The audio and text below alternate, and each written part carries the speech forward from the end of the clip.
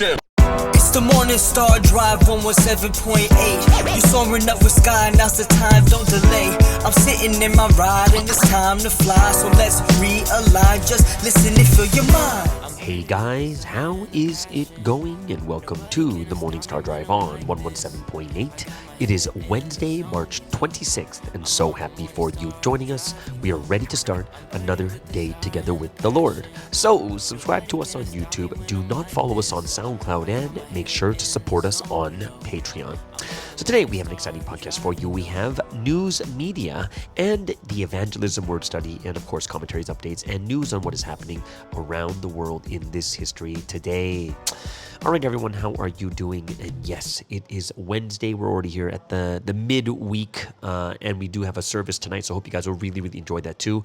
Don't forget, tomorrow is also Q&A Thursday. We actually have some questions backed up from a couple weeks ago, so we'll be doing those ones. But if you have any more, go ahead and send them to me whenever you can. And if you haven't yet for today's video, please leave a like and comment to build this community together. I'm just super happy for everyone joining us every weekday on the Morning Star Drive, so let's get up and support each other each and every day. This week's Sunday message title, and yes, really powerful one, it's about learning, right? What's the title, guys? The title is Learn. If you do not know, it is suffering and death, right? It's a very it's kind of a scary one, right? If you do not learn, it is suffering and death. So it is Wednesday over here. I am back home in Jinsan, and I start my work again from today. So I did have a nice break, although, you know, when you have a break, you don't really use the time wisely to sleep at a godly hour. So I slept really late and stuff like that too. On Tuesday, I just tried to rest as much as possible. I stayed in bed for a long time. I didn't even get up. Well, you know, of course I woke up, but I didn't really get out of bed until, I would say, like 12:30. Like, I was in and out, go to the bathroom, this and that. I was just trying to rest as much as possible. Right now, I am at a cafe recording this, and I'm on my second cup of coffee because I am, when you have too much sleep, you're just so out of it, and that's kind of my situation right now. Oh, but interesting thing is, very, very happy with the weather. The weather jumped to like 26. So, guys, if you were here for 316, it was 4 degrees or 5 degrees, but it felt like -4. Like that's how the wind chill and everything else, it made it feel like -4. Right now, it is straight up 26. It was like 5, right? See, right now it's like, it's still 4 p.m. on Tuesday. It's 22 degrees right now, so it's hot. 22 degrees is what? 22 degrees, I'm going to do this math for all the people out over there in the States. Plus 32 equals, it's like 67, almost 70 degrees right now. So it's pretty hot right now. Oh, and I really got to testify about something. I'm like very, very thankful to God for, okay, so what happened is, remember I told you guys that on Monday I told you over the weekend, I went to Seoul and stuff like that, and I stayed at a hotel, kind of got some rest, and then Sunday I came back, and then Monday I ended up heading out to Daegu. It's just like, it's a 2-hour drive. So I have a friend out there, and then went out there, had like lunch, went to a cafe, and then while it was something really, really weird. I was just kind of like, you know what? I should go and there's one thing that I thought would be complete for my house, right? And you guys know that the one thing I do need for my house, I think, in the living room, I just need a TV, right? I just need a TV, something to, obviously you can watch the services on there. Obviously you can watch, like all the other different things there. But I was just like going, I should, I was thinking to myself, I should get a TV. But then I'm like, man, TVs are way too expensive. And, for the size of my house too, TV size that's going to fit is maybe anywhere from like 40 to 60, somewhere around that range, right? It's not a very big like living room.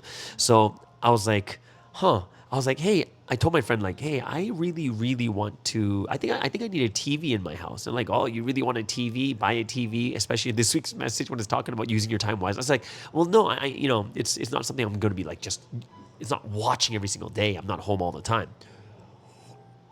But I was like, but then where would I get a TV? Where can I get a TV like right now? And they're like going, well, no matter what stores you go into, everything is just a showroom and then everything is delivered to your house. And I was like, man, where can I get a TV right now? And they're like, the person tells me like, well, you can go to this secondhand, kind of like a Facebook marketplace, but there's one in Korea called 당근, which means carrot, right? And I was like, oh, okay. It's like, so like, what are we looking for? And they're like, since, because the cafe we're in was in a very, very rich area. They're like, oh yeah, you should go to this area. You're gonna get some good, really, really good quality TVs, but it's gonna be super cheap because these people are basically just upgrading to upgrading to better TVs and stuff. So they sell the old ones for really, really cheap, right? So I was like, oh, okay. So what happened was, I ended up going to this dude's, like this guy's, like an older guy's apartment, and like TV that's still under warranty.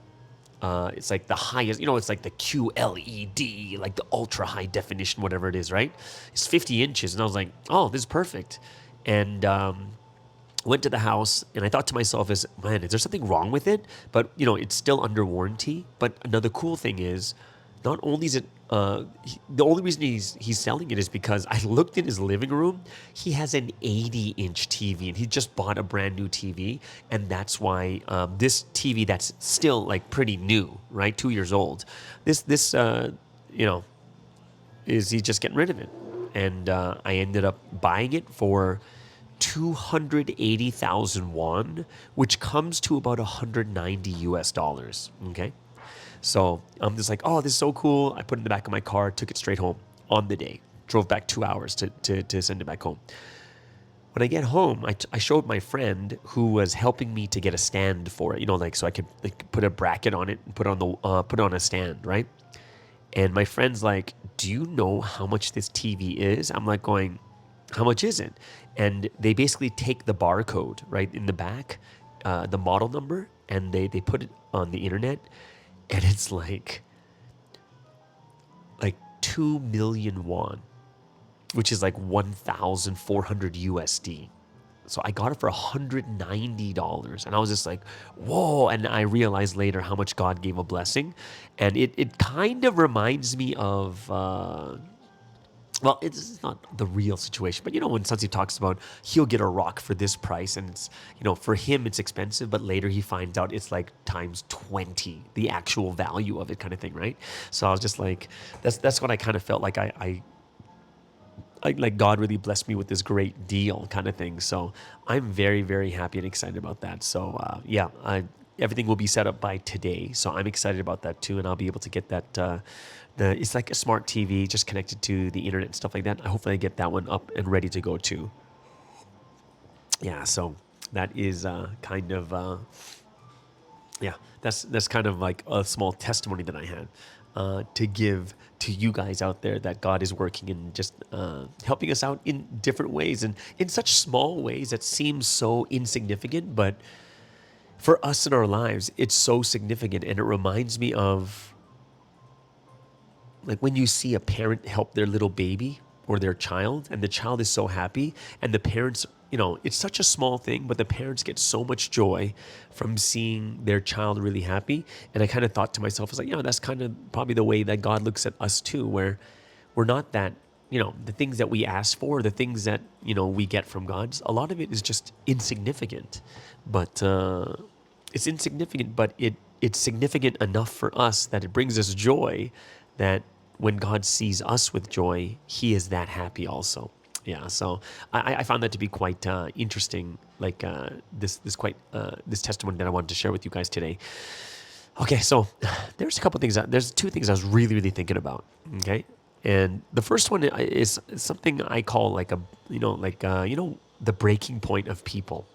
There's a breaking point where you hit the worst, and this is kind of what wakes you up to turn and change, like a turning point too, right? So, when it comes to sin, or when it comes to like going through really, really hard difficulties, I think to myself about a breaking point. Like, what does that mean? So, since the pandemic in 2023, and we recovered in 2024 and 2025, we're like starting to go out. And when I talk to people about faith, one thing that I do notice that, I'm going to not say a majority, but some people out there talk about is that after they go through such a difficult time, like through the pandemic or through 2023 or the combination of both, that people get into a major rut. Like this rut is basically they don't feel like running. They just want to rest. They don't feel motivated. Just want to take care of their own personal situation, and it's basically they feel the trauma from the things that they dealt with in the past, and they just don't want to deal with it anymore. And they're just not motivated to get up to run like they did before in Providence, even though there are people that ran really, really well. And I was asking a lot of people, I was like, a lot of them didn't have not overcome it yet, but the people who did overcome it, I was kind of asking like, what made you change? And they always talk about this turning point, or when it comes to matters of faith, I would say that when you're in a major rut, it's more of a breaking point. Breaking point. Kind of like how the Bible says that in order for you to remold a jar, you need to break the jar first, and then you can remold it. You can't remold it when it's already made, right? And sometimes we need to be broken. And when we're broken, this is when we're able to kind of get back up again. And, we need to go through like a breaking point just to get out of that rut. And I'm going to tell you right now, I'm pretty honest with you guys too, that I was in a major rut during the pandemic, not 2023, but during the pandemic for sure. And then 2024, just in a rut, right? And I would say I still I'm recovering from the effects of 2023, right? And the pandemic. And you know what? 2023 was kind of interesting for me because 2023 was so important, so much craziness going on that I was so busy just doing MSD and trying to get as much information to people as possible that that I didn't really get affected by 2023 until 2024 when everything kind of slowed down. I'm like, oh my gosh, what did I just go through? So as I'm thinking about, this major rut that a lot of people go through and they want to get over this, there is something that is pretty big that I think about. And it's about KJS, or I would say the KJS effect. Now, what does that mean? And I want to be very real about this to everyone, okay? Very honest and transparent too. We all know that KJS had a huge effect on Providence, especially from 2008 to 2018 when Sunseem, was in prison. She was the main source of information, the word, and such huge trust was given to her. She was second in command, and she was just elevated to such a huge role. She was like Joseph, second only to the Pharaoh kind of thing, right? She had the power, she had the trust. She was someone who really, really affected many people. And you can see, from 2023, that look at the results of 2023. Many leaders and people did get influenced to the point they left in slander, right? So this is the thought that I'm having that I think that we should all be thinking about, and it's something that's good for us to flesh out. So this is my thoughts. Sunseem said that the biggest time of Satan's battle was 21, 22, and 23. Those 3 years are the biggest years of this Armageddon war. Okay? Those 3 years, 2021, 22, 23. And the way that Sunseem actually describes war is very interesting because, basically Sunseem says that war is good for no one and it's never a good thing. And this is why Sunseem always prays for war not to happen. And that's why Sunseem, God took Sunseem through 2 tours of Vietnam to show him how brutal war is and that it's something that should never happen, right? So, why is war so brutal? It's because no one comes out of the war unscathed. There's some trauma that happens to someone. Everyone is affected either physically or mentally, for sure. Many will die. Some come out with broken bones. Some people lose their limbs. Some people have massive injuries. Others have strong trauma, like PTSD, and they have to deal with it for the rest of their lives. And we can still see, look at this Armageddon war we went through from 2021 to 23, and we can still see the effects of it today, right? There are still people that struggle. There are some people that can't get 2023 out of their minds. Others have been injured in their faith. Some will never be the same, and others have died. So I come to you guys now with this thought, and I want you to think about this. Kind of look at it as an exercise, like a mental exercise. When you see the final result of who KJS is, right? Like how she ended up. Those money problems, sexual problems, materialism. So those are the three big things that we saw, okay? Now, remember when she left, she didn't leave alone. She took a bunch of leaders with her. So when you look at all those leaders that left, like,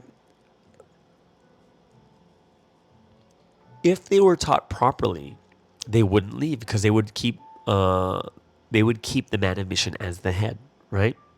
But there was something that was taught incorrectly that kind of shifted people's thoughts enough that it made them doubt or made them see things in a different way, right?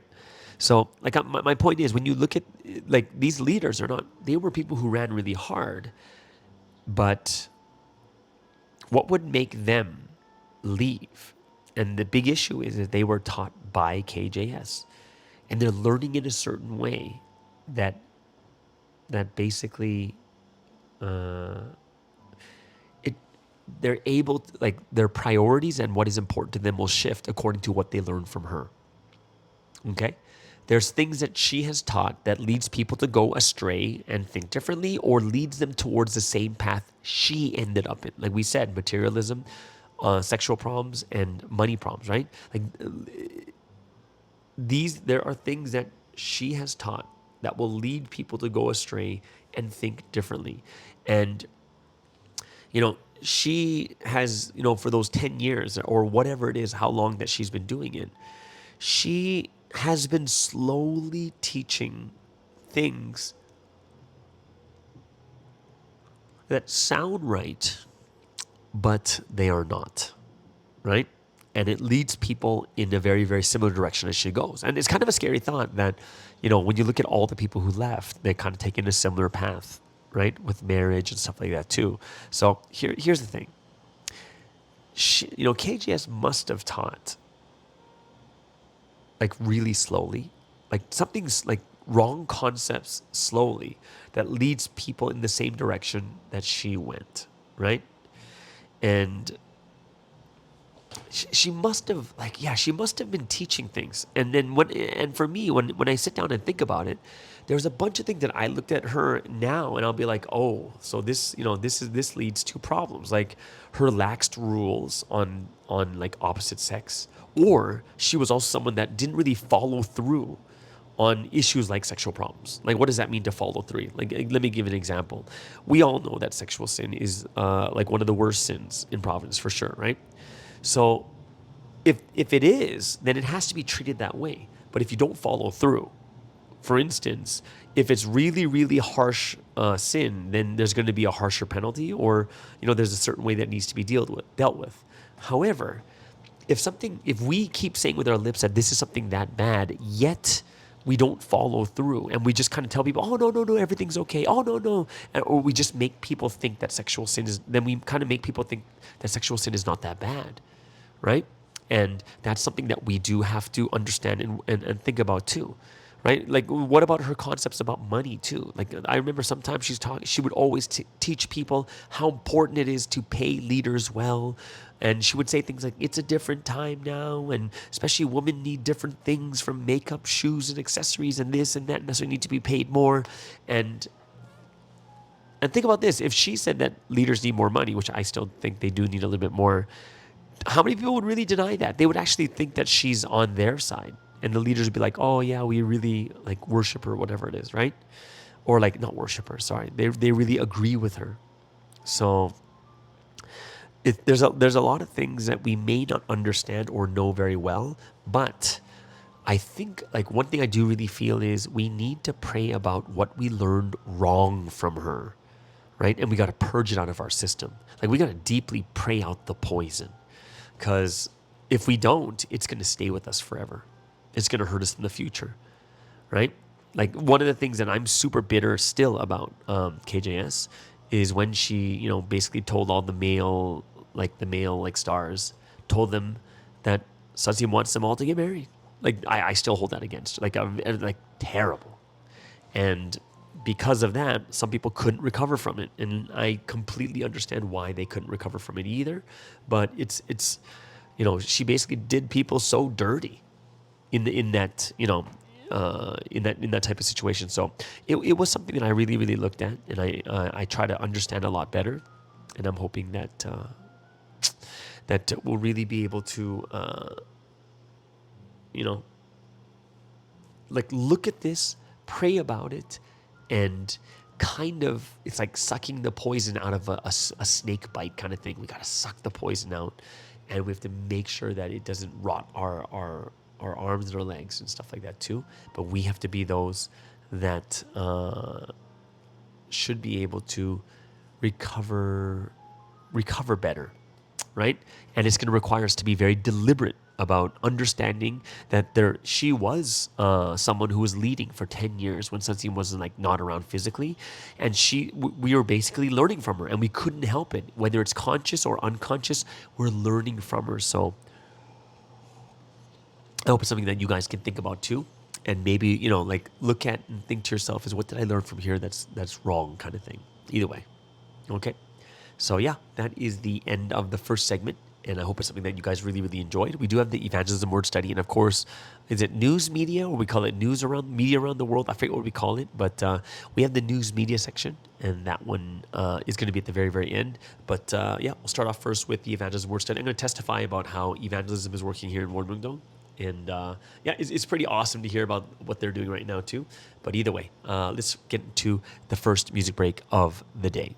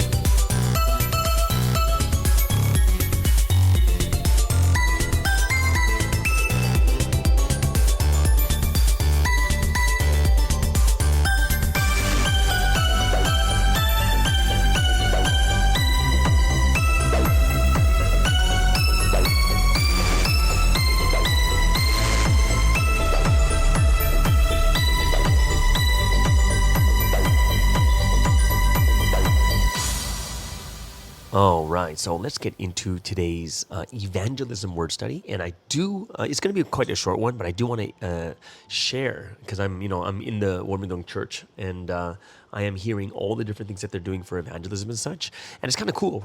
So let me talk to you about what Warmingdong is doing. What's kind of cool is April 12th, right? April 12th is a Saturday, not this week, but the week after. They're having a passing ceremony. 12 people are already passed. So think about this. In January, they had 13 people pass, and then now in April, another 12 people are passing. So think about that. That's like 25 people this year so far, which is quite amazing and awesome, right? So I was like, oh, what are you guys doing? And you guys know that Wolmingdong the area is countryside. There's not many young people here, and when they grow up, they're all going to leave this area anyways. But there's a lot of JS that come, and I told you before, it's like, and some of these people like are a lot older, and these are people that grew up with Sunseam and stuff like that too. So it's quite interesting.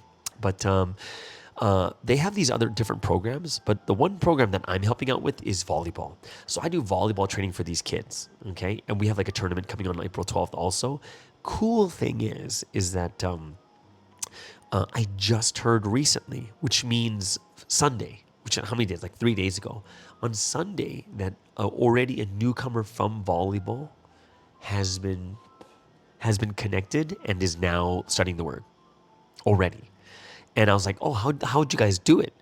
So what happened is there's a member, and he brought his friend, and the friend plays volleyball, and then during the off times and such, they do like they do what do you call it, Bible study groups. Like they do these Bible study groups not campus, at their high school. Right, these are the high school kids, so they're doing this like quiet times, QTs, or whatever you want to call it, like Bible studies on their high school. So from there, they invited him, they brought him to volleyball, and then now he's studying the word, which is so awesome. So it's just really, really refreshing and amazing to hear what these guys are doing and how these guys are really. They're just how much these guys are really gaining a lot from these little programs in the countryside. So one of the reasons why they really love volleyball is because during volleyball, like it's all foreigners that are coaching. Like I'm a coach. There's Pastor Insem from Malaysia that's coaching. There's also Pastor Masazumi from Japan. He's going to be helping with coaching too. So it's really cool how we have like all these foreigners that are helping with volleyball. And, we're excited because we're going to go out and play volleyball together with everyone else too. So it is quite exciting for this also. But I'm hoping that everyone will really get their hearts. I hope that everyone's just going to have a really, really fun time during that tournament too. But that's what I wanted to share with you guys that's what's happening with the Warmingdong Church. And soon, I do believe that I will be doing like like preparation lectures for brand newcomers, so that they can receive they can start to study the word and get into the word, or make them think more deeper about the word. I already did one. I told you guys in Busan before, and there's an invite from another church in Daegu, so I'll be doing that also. But hopefully that I'll be able to help in some way in Korea with these special lectures and stuff like that too. But that's kind of what's going on in my head. In going on with evangelism in Korea. I will check out with some other churches too to see what they're doing. I've seen a lot of churches they're finding these amazing ways to do things. I went to this church called Agape Church, and they have something where there is this type of mud or dirt that's really healthy for you, that if you walk in it bare feet and stuff like that too, or in the mud, it's very, very healthy for you with circulation, stuff like that too. So I don't know if I can actually make it. I don't know if I can actually sorry, I'm not going to say make it, but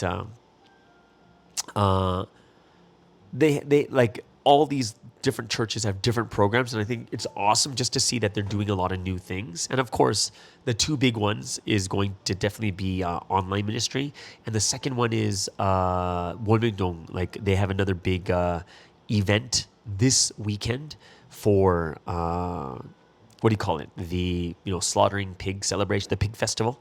yeah, they'll have that for newcomers this weekend too. So that's pretty exciting. I know people are bringing their parents and stuff like that also. But either way, so I'm very excited. I'm very happy about this too. And just to see how things are slowly starting to move, and like people are coming with good ideas and stuff like that also. But I hope that all the other churches out there can also do the same thing too. Okay. So there it is, guys. That is Evangelism Word Study. Hope you guys get some inspiration and some thoughts through listening to what other churches are doing for their evangelism. All right. So before we get into the final segment, which is, was it news media or media around the world, or news around the world? Let's get into the last music break of the day.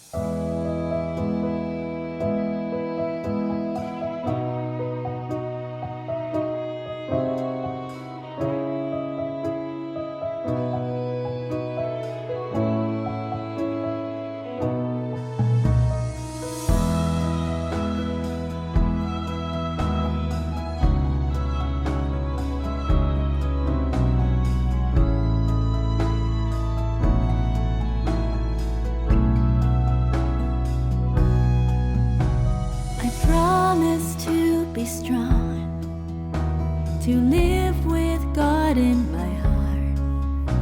The tears you shed pray all night long.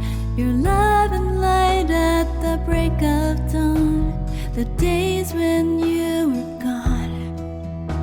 Your words stay here in my heart. I'll hold on to you tightly, Lord. Your word is your love, I'm not alone. Now even if this dark world is frightening, wind and waves and thunders crashing, no matter what, our love will not change. You're with me and I'm with you. I will always, always love you, no matter if the world forsakes you. From all the love and miracles through you, I've witnessed the truth. I'll fly high with you. I will never, never leave you, no matter if the world forsakes you. With all the love and blessings from you, I'll never forget all that you've done for me.